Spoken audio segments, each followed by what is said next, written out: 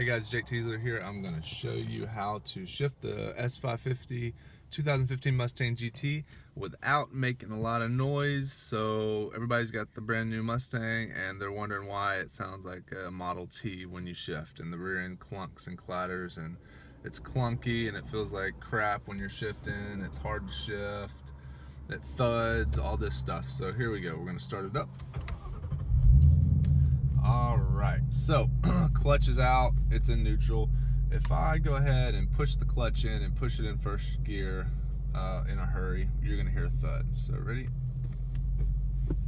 Didn't actually hear it that time. Let's do it again. Didn't hear it that much either. Let's maybe roll forward. The car's been sitting for a second. Get it into gear, then we're going to try it again. Didn't hear it that much. So typically what happens is, it's probably because I haven't been driving it.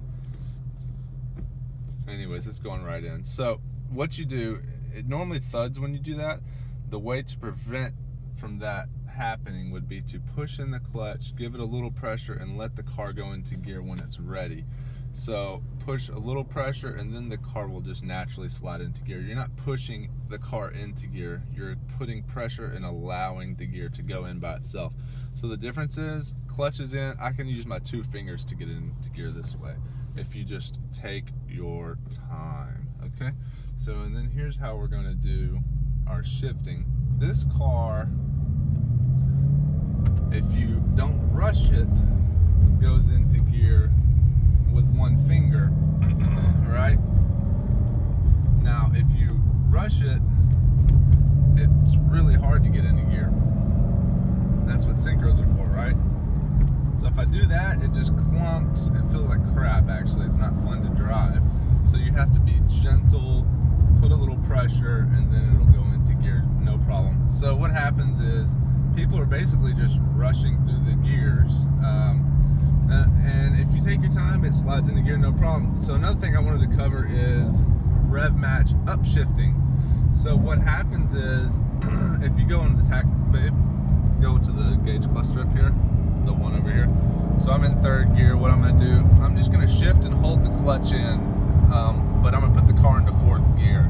If you watch the RPMs, 3,000. Why are they staying at 3,000? Well, they stayed at 3,000 for about 2 seconds because this car has rev match upshift. So if you are giving the car throttle in between shifts, it's going to be herky-jerky in between shifts. So what you want to do is push in the clutch. We'll downshift again so you can watch what I'm doing. You're going to push in the clutch, apply a little pressure, let the car go into gear naturally, and don't give it any gas in between because the RPMs aren't going to drop because it has rev match upshifting. So anyways guys, I hope that works out for you. I hope that helps you shift your 2015 Mustang a little bit better.